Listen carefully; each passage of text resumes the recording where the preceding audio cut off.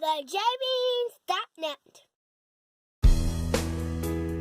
We're back with more tips for the Carnival Celebration, and we hope these 11 additional tips will help you enjoy your next cruise aboard the celebration even more. Just a quick note that if you enjoy this video, please give us a thumbs up or leave a comment. It really helps our channel. And consider subscribing so you get alerted when we add new videos.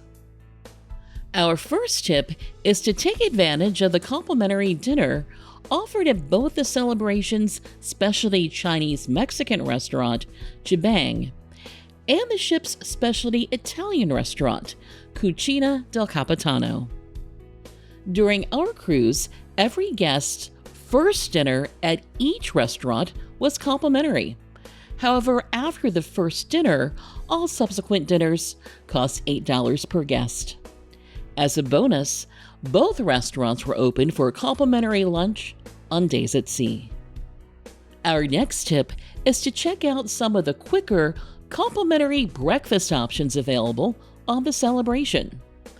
Guy's Pig and Anchor on Deck 8 aft near the back of the ship had a small breakfast buffet available. The food was similar to the Lido Marketplace, but with a smaller selection. A drink station was conveniently located nearby. On days at sea, a small continental breakfast was available in the Empress Casino on Deck 7 midship. The casino was closed on port days. Finally, the Latitudes Bar on Deck 6 midship offered a coffee station in the mornings. Speaking of quick bites, our third tip is to check out the Celebration's Java Blue Cafe on Deck 6 midship for some complimentary quick bites throughout the day. The cafe had pastries and breakfast sandwiches available in the morning, and sandwiches and wraps available in the afternoon and evening. Our next tip is to visit the Swirls Station at the Heroes Tribute Lounge on Deck 8 aft near the back of the Celebration for complimentary soft-serve ice cream and frozen yogurt. During our cruise, the station at the lounge was open from 11 a.m. to midnight, and we found it to be the cleanest, best stocked, and least crowded option available. The other two swirl stations at the Tides Pool Bar on Deck 16 aft and Guy's Burger Joint on Deck 17 midship closed earlier at 9:30 p.m. and were usually much busier. They also ran out of cones and other items more frequently. Our fifth tip is to make use of the extra seating for Guy's Burger Joint on Deck 17 midship. During our cruise on the Celebration, we found 7 additional tables with bench seating around the corner from the nearby Club O2. The extra seating area was rarely used, even when the main seating area was full. As a bonus, the area offered scenic views, and the overhang above the tables provided some nice shade, which made it a great spot to enjoy a meal.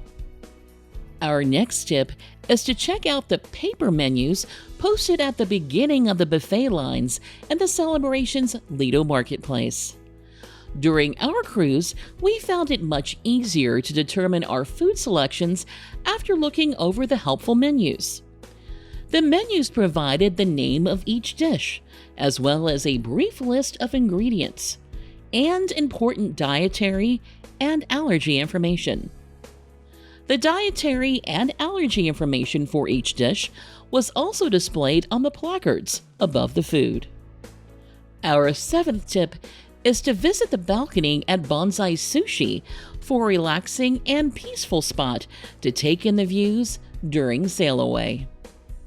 The area had couches and tables with chairs available, and was significantly more quiet than the music and crowds at the Lido Pool sail-away party.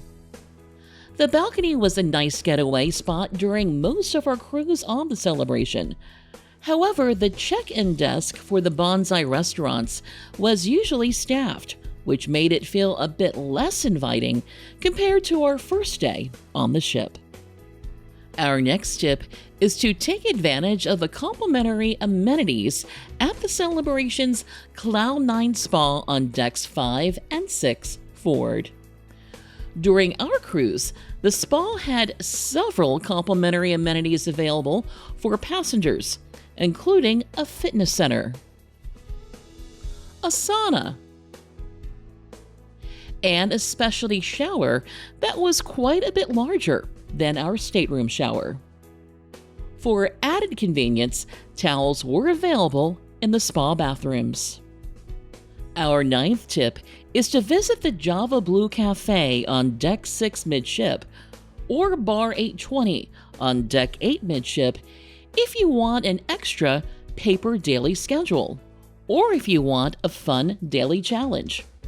During our cruise on the Celebration, both venues had additional daily schedules available, as well as a daily crossword and Sudoku. If you're just looking for an extra daily schedule, there were also copies available at guest services on Deck 8 aft.